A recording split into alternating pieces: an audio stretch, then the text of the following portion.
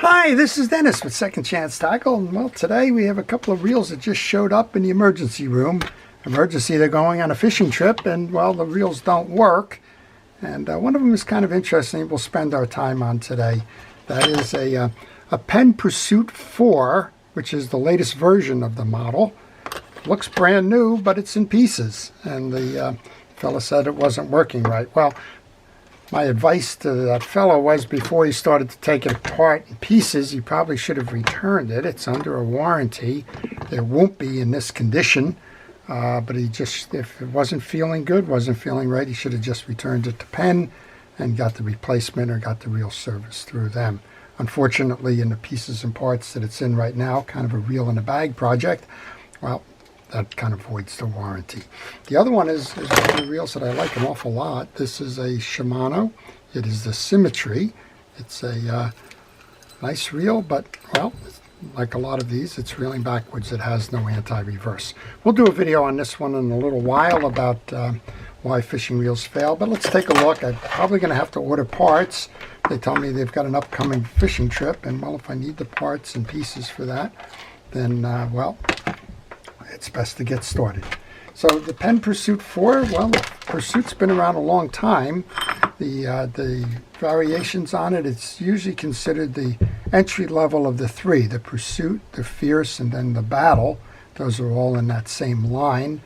And for the most part, there was about a $5 or $10 difference between the three. So if this one was retailing for $60, the Fierce would be $70, the Battle would be $80. By today's standards, it's probably $90, $100, $110, something like that for the same. This is the Pursuit IV, version 4, 4000 reel. If nothing else, we're going to get a picture inside as to why this reel is failing. And, well, maybe it's just that they took it apart thinking something was going on, and maybe nothing was going on, and we can get this back working again. To understand that, we're going to have to take the reel apart. We're going to have to examine each piece, see what's going on, and go from there. Kind of hard to test it right now because the nut holding the rotor on is just sitting there loose. I don't think they could have got too much into the case itself. That doesn't look like it's been disturbed. But regardless, I can't test it because this is all loosed up, and well, that's where we are with that. If you like these types of videos, I'm going to encourage you to subscribe to my channel. If you do subscribe to my channel, please use the notification button to let you know when I'm posting videos. I work on all kinds of fishing reels. This one's the latest version of this reel from Penn.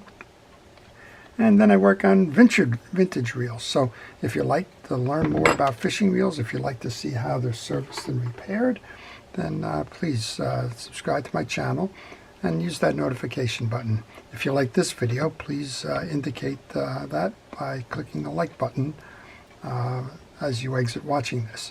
Okay, we're going to remove the pieces and parts. We started with the bump guard. Well, there's an issue here with the main gear. It's pretty obvious to that. I just went to unscrew this and, well, didn't unscrew easily, and there was a back click that shouldn't have happened. You will remove the handle by turning that opposite the direction that you are cranking the reel. Next up then, we have 3 side plate screws. And for those of you wondering why I'm not wearing a glove today, I don't anticipate doing any cleaning or anything. This is a visual inspection of the reel, trying to figure out if parts are needed and what I need to tell the fellow who's got an upcoming fishing trip. So this is more of a why fishing reels fail. We can see all kinds of reasons. Sometimes they're mechanical failures, sometimes they're user errors, sometimes, well, parts just break. So I'm always curious when one that's just released kind of breaks. I'm taking my screws out and I'm placing them on my deck first. I want to make sure that all of the screws are the same. And those of you that have been paying attention notice that that first one has got a flat head on it and then is smaller. And that goes underneath the bump guard. That bump guard is there to save the main case from fracturing. That's why it's called a bump guard. If you smack the reel against a post or a pillar or something, that should shatter before the case. So it's A lot easier to just replace a bump guard than it is to, well, kind of replace a reel. All right, we're going to just work this off now.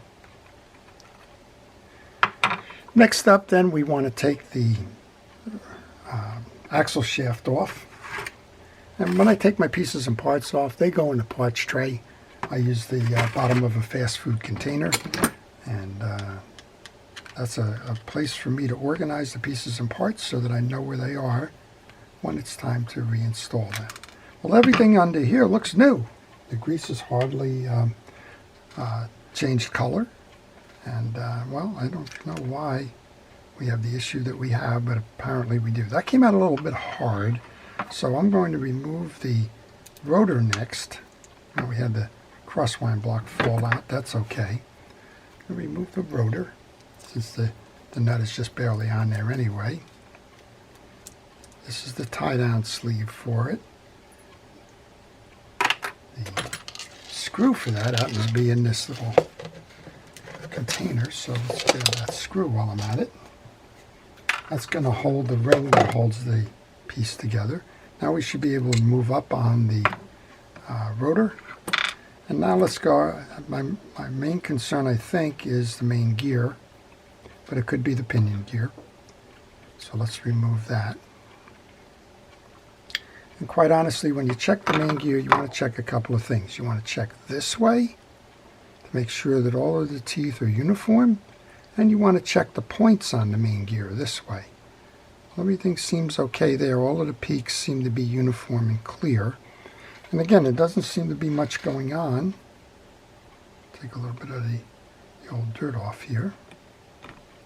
Doesn't seem to be much going on. Check the peaks of the gear behind it. And I'm not seeing any unusual flat spots or wear. Maybe over here a little bit, but you would normally see that on the peak. Okay, well, that checks out. Your piece there checks out. Let's check the oscillation gear. It may just be that this fella had a loose rotor.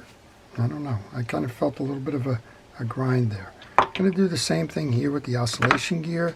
You want to check the teeth as they face you. They're okay. And check the points on all of the teeth on both sides to make sure there isn't any unusual wear. I'm just not seeing it.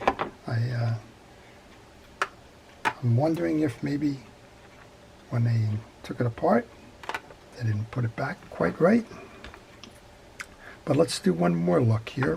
First of all, we're going to test. This thing seems to be doing fine, but let's go ahead and take the 3 screws out here that are holding in the clamp that holds your pinion gear in place.